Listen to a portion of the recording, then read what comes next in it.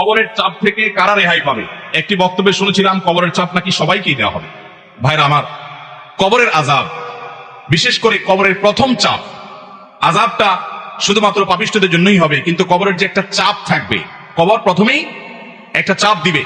যারা কবরস্থ হবে না, বারজাখী জীবনে যে যেখানে তার ধ্বংসাবশেষ থাকুক, সেখানে একটা প্রেসার প্রত্যেকটা মানুষকে দেওয়া হবে, একটা চাপ থাকবে। একটা হাদিসে আসছে, নবী করিম সাল্লাল্লাহু আলাইহি ওয়াসাল্লাম বলেছেন, এই চাপ থেকে কেউ রেহাই পাবে না। যদি কবরের চাপ থেকে কেউ রেহাই পায়, তাহলে সে সাদ ইবনে মুআজ রাদিয়াল্লাহু তাআলা একজন সাহাবীর কথা বলেছেন, তিনি পাবেন। এছাড়া কেউ কবরের চাপ থেকে রেহাই পাবে না। তবে এটা আলমুল গায়বের বিষয়, কেমন হবে সেটা একমাত্র আল্লাহ ভালো জানেন। এটা ঠিক, যারা ঈমানদার তাদের চাপটা হবে সহনীয়, যারা বেঈমান তাদের চাপটা হবে অসহনীয়। এই জন্যই কবরের এই জগৎটা সম্পর্কে সবচেয়ে বেশি ভয় পেতেন সাহাবায়ে কেরাম, এবং খুদ রাসূল আকরাম সাল্লাল্লাহু আলাইহি ওয়াসাল্লাম সাবধান করতেন। তিনি বলেছেন, কবর হলো আউয়ালু মানাজিলিল আখিরাহ, আখিরাতের প্রথম ধাপ। যে ব্যক্তি এই ধাপে পার পেয়ে যাবে, তারপরে সব ধাপগুলো সহজ হবে ইনশাআল্লাহ।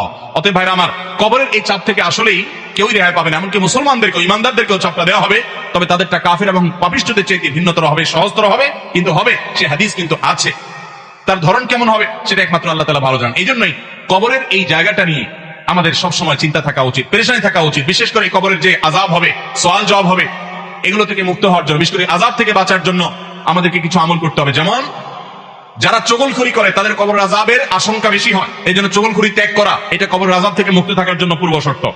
আরেকটা হলো পেশাব থেকে ভালো করে পরিচ্ছন্ন হওয়া, পবিত্র হওয়া, ঘর বাড়ি জামা কাপড় শরীর পেশাবে মাখামাখি না করা, যত সম্ভব পেশাব থেকে পরিচ্ছন্ন থাকা। কারণ নবী রাসূলুল্লাহ সাল্লাল্লাহু আলাইহি ওয়াসাল্লাম বলেছেন, ইস্তানজাহু মিনাল বাউল, তোমরা পেশাব থেকে পবিত্র হও ভালো করে, ফাইন্না আম্মাতা আযাবিল কবরি মিনহু, কারণ বেশিরভাগ কবরের আযাব পেশাবের কারণে হয়।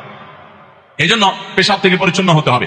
কবরের আযাব থেকে মুক্ত থাকার জন্য, নাজাতের জন্য রাতে সূরা মুলক তেলাওয়াত করতে হবে। নবী সাল্লাল্লাহু আলাইহি ওয়াসাল্লাম বলেছেন, যারা রাতে শোয়ার আগে সূরা মুলক তেলাওয়াত করে, আল্লাহ তাআলা তাদেরকে কবরের ফিতনা থেকে বাঁচিয়ে রাখেন। ঠিক একই ভাবে কবরের আযাব থেকে বাঁচার জন্য সাধারণত যে কোনো গুনাহ থেকে আমাদের বেঁচে থাকতে হবে। আল্লাহ তাআলা আমাদের সবাইকে সেই তৌফিক দান করুন।